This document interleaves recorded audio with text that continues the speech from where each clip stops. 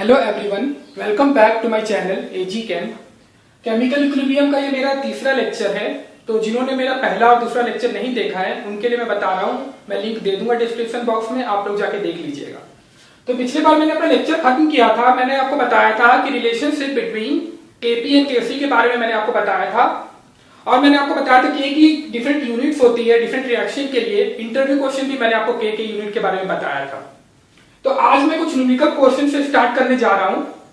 तो चलिए देखते हैं पहला न्यूमेरिकल जो हमारा आया है 2004 में आया हुआ है। ये यहां पे हमसे पूछा गया केपी बाय केसी की रेशियो पूछी है। तो मैंने जो आपको रिलेशनशिप बताया था इन दोनों के बीच में, मैंने बताया था आपको KP equals to KC RT की पावर एनजी। चलिए केपी की वैल्यू यहां पे पुट करते हैं। तो क्या होता है अपना, जब हम पुट करेंगे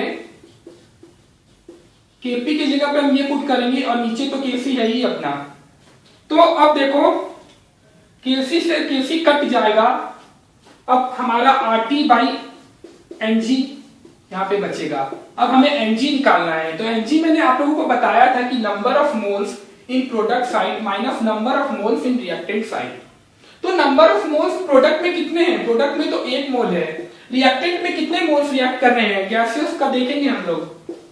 2 मोल्स रिएक्ट कर रहे हैं, 1 मोल इसका 1 मोल इसका। तो 1 माइनस 2 इक्वल्स टू माइनस 1। यहां पुट करते हैं एनजी की जगह पे।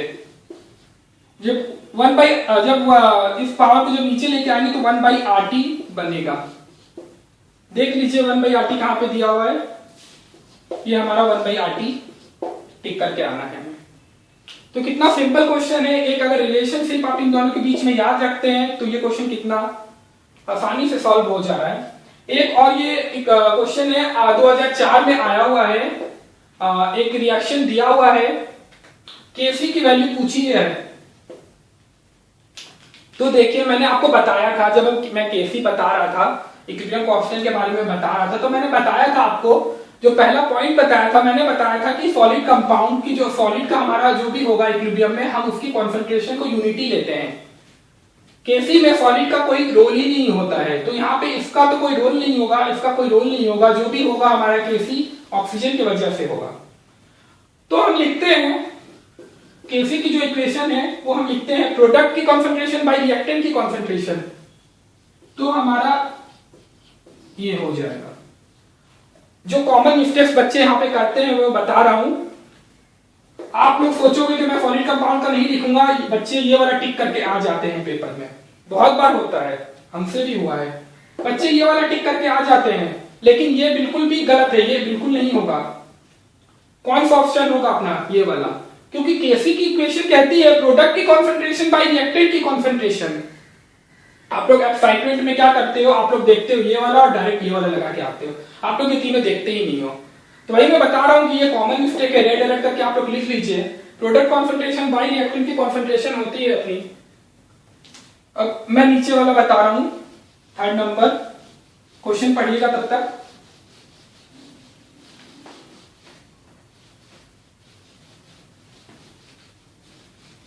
एक रिएक्शन दिया हुआ है, इक्विलिब्रियम कॉन्सेंट्रेशन दी हुई है, हमें निकालना है इक्विलिब्रियम कॉन्सेंट्रेशन दी हुई है, हमें इक्विलिब्रियम कांस्टेंट निकालना है। बहुत ही सिंपल क्वेश्चन है, डायरेक्ट फॉर्मूला में पुट करना है केवल।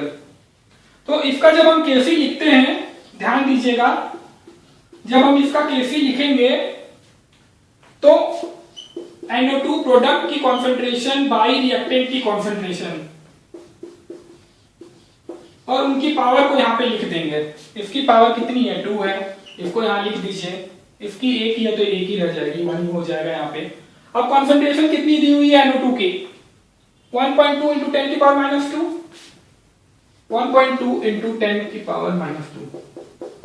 2 बार कर लेते हैं प्रोडक्ट में। इसकी कॉन्सेंट्रेशन दी हुई है 4.8 इंटू 10 की पावर माइनस 2 मोल पर लीटर। यहां पर भी वही होगा, 2 बार मोल को इंटू करेंगे तो ये हो जाएगा। यूनिट को मैंने इंटू करके लिख दिया। यूनिट पे ध्यान दीजिएगा, फिजिकल केमिस्ट्री सॉल्व कर रहे हो, यूनिट का बहुत बड़ा रोल होता है। अब हम देखते हैं, इससे इसको काट देते हैं।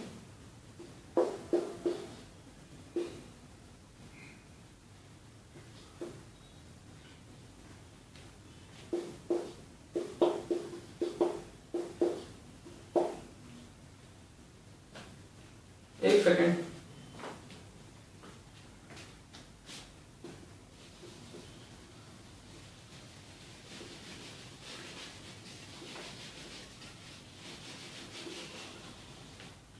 इसको थोड़ा सिंपल कर देते हैं।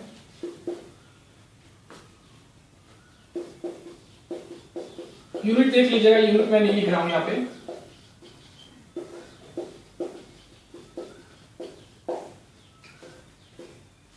वन पॉइंट टू से 1.4,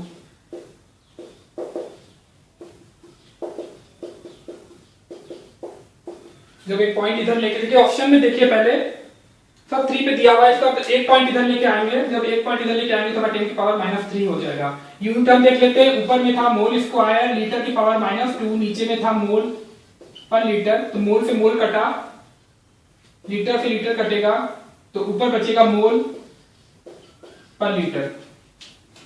तो देख लीजिए अब ये ऑप्शन हो जाएगा। तो न्यूमेरिकल बहुत आसान होते हैं, केवल फॉर्मूले में पुट करना होता है, बट ये ध्यान रखिएगा कि यूनिट का कन्वर्जन बहुत इंपॉर्टेंट है, कई बार हमारे यूनिट से ही क्वेश्चन सॉल्व हो जाता है। आज हम पढ़ेंगे कैरेक्टरिस्टिक्स ऑफ इक्विलिब्रियम कांस्टेंट।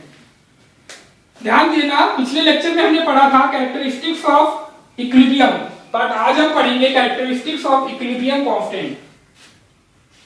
दोनों अलग अलग चीजें हैं। कैरेक्टरिस्टिक्स ऑफ इक्विलिब्रियम कांस्टेंट पढ़ेंगे आज हम।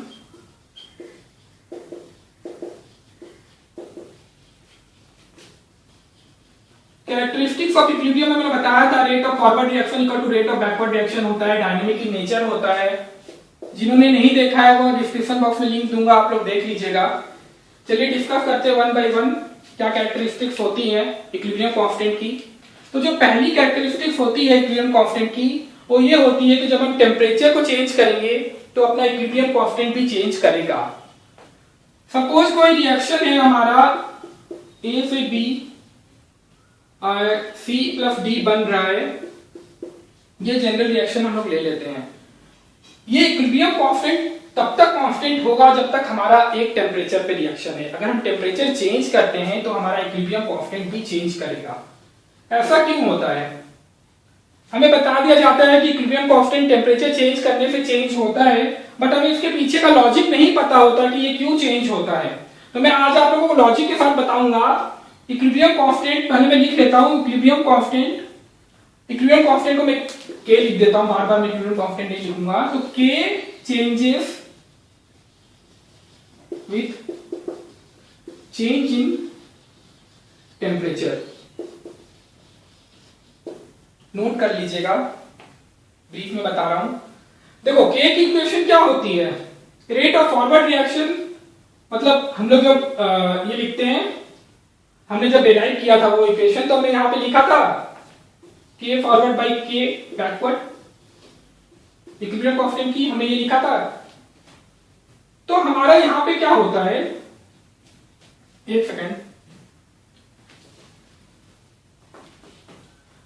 यहां पे क्या होता है जब हम टेम्परेचर चेंज करते हैं तो क्या होता है, रेट ऑफ फॉरवर्ड रिएक्शन और rate of backward reaction unequal amount में चेंज होती है। सपोज कीजिए अगर हमारा rate of forward plus x से चेंज होगा तो रेट ऑफ बैकवर्ड रिएक्शन हमारा हो सकता है प्लस 2x से चेंज हो, इसीलिए k में फर्क पड़ जाता है, k इसीलिए हमारा चेंज हो जाता है। और ऐसा क्यों होता है? जब हम कैटलिस्ट डालते हैं तो हमारा रेट ऑफ फॉरवर्ड और रेट ऑफ बैकवर्ड रिएक्शन बराबर अमाउंट में चेंज होता है। जैसे प्लस x से चेंज होगा कैटलिस्ट डालने पे, तो बैकवर्ड भी प्लस x से चेंज होगा, इसीलिए कैटलिस्ट का कोई फर्क नहीं होता इक्विलिब्रियम कांस्टेंट पे। बट टेम्परेचर के केस में नहीं होता। ऐसा क्यों होता है? इसके पीछे का लॉजिक है एक्टिवेशन एनर्जी।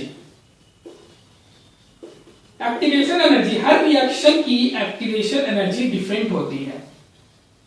सपोज करो ए बी रिएक्ट करने C प्लस D में, इसकी एक्टिवेशन एनर्जी अलग है, बट जब यही रिएक्शन तुम्हारा कन्वर्ट हो रहा है A प्लस D में, तो हो सकता है कि इसकी एक्टिवेशन एनर्जी तुम्हारी डिफरेंट हो। तो एक्टिवेशन एनर्जी डिफरेंट होने के कारण रेट ऑफ फॉरवर्ड और रेट ऑफ बैकवर्ड रिएक्शन में डिफरेंस आ रहा है। और उसी की वजह से हमारा यहाँ पे के में भी डिफरेंस आ रहा है। इसलिए के हम लोग जब चेंज करते हैं, जब टेम्परेचर चेंज करते हैं तो के भी हमारा चेंज होता है। एक मैं रिएक्शन बता रहा हूं, ऐसे लैब में परफॉर्म किया गया था जब हम लोग हैबेस प्रोसेस पढ़ रहे हैं, तो वहां पे क्या हुआ था, डिफरेंट इंटरवल पे डिफरेंट टेम्परेचर लेके चेंज किया गया था। तो हम लोग देख रहे थे कि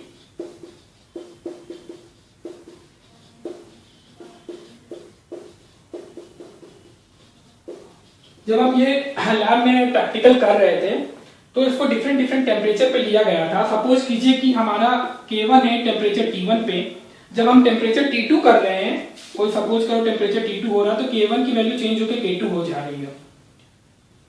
एक इक्वेशन आती है थर्मोडायनेमिक्स से, मैं बता दूं, मैं थर्मोडायनेमिक्स पढ़ाऊंगा तब आप लोग को बताऊंगा, अभी आप वो इक्वेशन बस देख लीजिए, फॉर्मूले में जब भी कोई न्यूमेरिकल आएगा आप सॉल्व कर लोगे।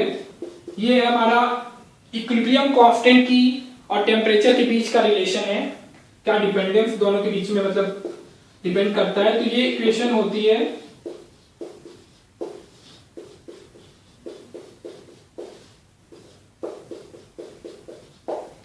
log K2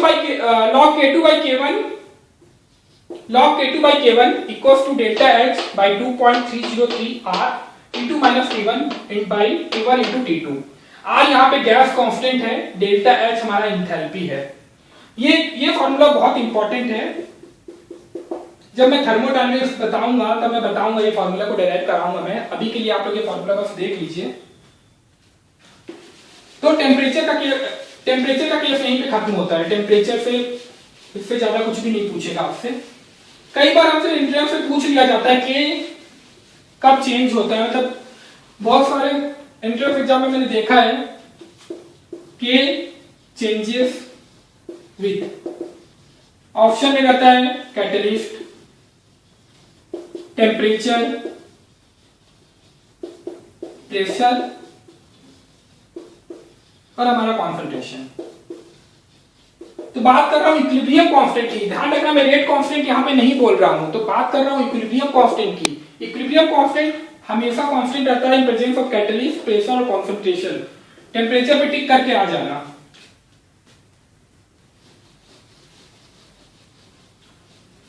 चलिए दूसरा पॉइंट पढ़ते हैं। दूसरा पॉइंट है कि independent in presence of catalyst. Catalyst का कोई फर्क नहीं पड़ता। हाँ, कैटलिस्ट डालने से हमारा इक्विलिब्रियम जल्दी अटेंड हो जाता है। कोई इक्विलिब्रियम अगर आधे घंटे में अटेंड हो रहा होगा तो वो 20 मिनट्स में अटेंड हो सकता है, क्योंकि रेट ऑफ फॉरवर्ड और रेट ऑफ बैकवर्ड रिएक्शन की जो रेट है वो इक्वली बढ़ती है और घटती है। एंड मैंने बताया था पिछले लेक्चर में के की जो यूनिट्स है वो डिफरेंट होगी डिफरेंट रिएक्शन के लिए। चेंजेस विद रिएक्शन, ये रिलेशन था दोनों के बीच में, मोल बाय लीटर की पावर Ng।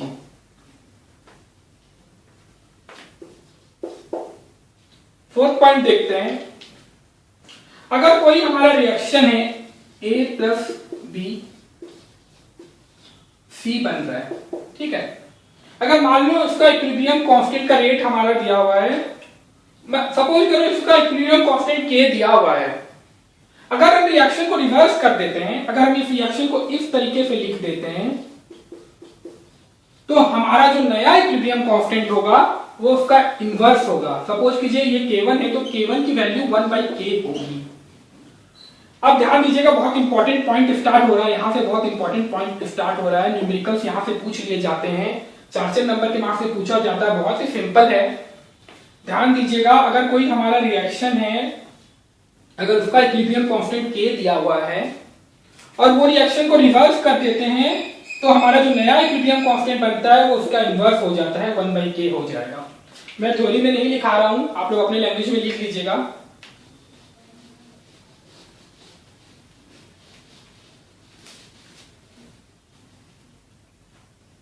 सपोज कीजिए हमारा कोई रिएक्शन दिया हुआ है A प्लस बी C दिया हुआ, समझ लीजिए। अगर हम इस रिएक्शन को मल्टीप्लाई करते हैं, सपोज कीजिए हम n से इस रिएक्शन को मल्टीप्लाई करते हैं, पहले वाले रिएक्शन सपोज कीजिए, एक सेकंड मैं स्टेप बाय स्टेप बताता हूं ताकि आप कंफ्यूज ना हो। सपोज कीजिए इसका इक्विलिब्रियम कांस्टेंट k दिया हुआ है।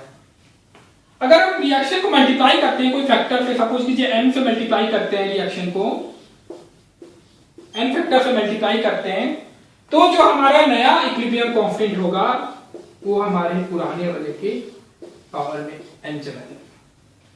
ये हमारा जो नया इक्विलिब्रियम कांस्टेंट होगा वो हमारा ये होगा, मतलब जो भी चीज यहाँ पे तो आप मल्टीप्लाई करोगे वो नए इक्विलिब्रियम कांस्टेंट के इसके पावर में चला जाता है। अगर आप डिवाइड करते हो, सपोज करो आप अगर 1/n से पूरे रिएक्शन को डिवाइड कर देते हो, अगर आप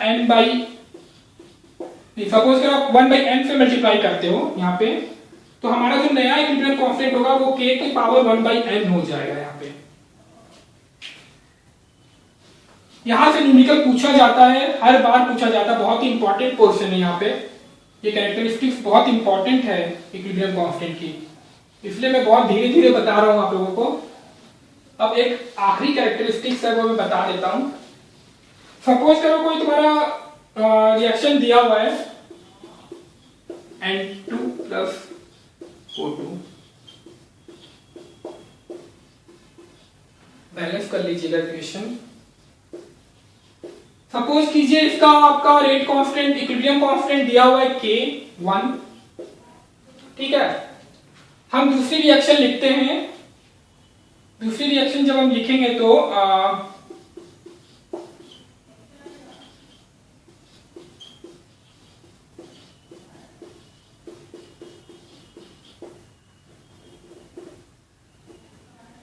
इक्वेशन बैलेंस कर लीजिए।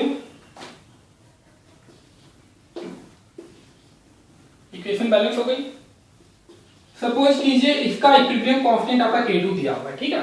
अगर हम इन दो रिएक्शन को अगर हम ऐड करते हैं, अगर हम दो रिएक्शन को अगर ऐड करते हैं तो क्या मिलेगा हमें? अगर इन दो रिएक्शन को ऐड जब करेंगे तो ये और ये तो कैंसिल आउट हो जाएगा, तो हमारा क्या बचेगा finally? N2 2 moles of oxygen. Suppose कीजिए ये जो हमारी इक्वेशन बनी है एडिशन के बाद, इसका इक्विलिब्रियम कांस्टेंट K3 दिया हुआ है। तो हम यहाँ पे क्या देखते हैं, जो हमारी कैरेक्टरिस्टिक्स है इक्विलिब्रियम कांस्टेंट की, वो कहती है अगर कोई दो इक्विलिब्रियम दिया हुआ है, अगर दो इक्विलिब्रियम को ऐड करने के बाद हमें जो तीसरा इक्विलिब्रियम मिल रहा है उसकी इक्विलिब्रियम कांस्टेंट की वैल्यू K3 है, और K3 इक्वल हो जाती है K1 इंटू K2 से। ये भी इंपॉर्टेंट है, इससे भी न्यूमेरिकल पूछे गए हैं। तो आप लोग ये देखना है, अगर आपको कोई तीन इक्वेशन दी हुई है K1, K2 एंड K3, उन तीनों का रिलेशन पूछ लेगा आपसे, तो आप ये करके आप उसे एडिशन और सब्सट्रैक्शन, आप उसको एडिशन करके देखना कि एडिशन करने के बाद क्या दो की एडिशन करने के बाद जो तीसरी आ रही है वो उसकी वैल्यू तुम्हारी दोनों के मल्टीप्लिकेशन में चली जाएगी। पहली वाली की वैल्यू K1 है, दूसरी वाली की K2 है। जब दोनों को ऐड करते हैं तो हमें ये इक्वेशन मिलती है। तो ये इक्वेशन दोनों को एडिशन करने के बाद मिली, इसीलिए K3 की वैल्यू इन दोनों का प्रोडक्ट हो जाएगा। इक्वेशन ऐड करोगे, यहां पे प्रोडक्ट करोगे, यहां मत प्लस कर देना, वो गलत हो जाएगा। तो आज के लिए इतना ही काफी है। मैं अगले लेक्चर में आप लोगों को बताऊंगा एप्लीकेशन ऑफ इक्विलिब्रियम कांस्टेंट। दो लेक्चर में खत्म हो जाएगा हमारा केमिकल इक्विलिब्रियम, फिर मैं आयनिक इक्विलिब्रियम स्टार्ट कराऊंगा। केमिकल इक्विलिब्रियम में आपका कंसेप्ट बचता है ली-चैटर्जियस प्रिंसिपल, जो कि बहुत इंपॉर्टेंट है, वो मैं बहुत डिटेल में बताऊंगा आप लोगों को। और एक टॉपिक बचती है एप्लीकेशन ऑफ इक्विलिब्रियम कांस्टेंट। इस दो टॉपिक के बाद अपना इक्विलिब्रियम खत्म हो जाएगा, फिर मैं आयनिक इक्विलिब्रियम करवाऊंगा। तब तक आप लोग न्यूमेरिकल्स प्रैक्टिस कीजिए। कोई भी डाउट्स हो रिगार्डिंग इसके तो कमेंट सेक्शन में बताएं, मेरे एफबी पेज पे बताएं। और आज के लिए लेक्चर यहीं पे खत्म करते हैं। Thank you for watching. अगर आप लोग को वीडियो पसंद आए तो लाइक कीजिएगा, सब्सक्राइब कीजिएगा, शेयर कीजिएगा। Thank you.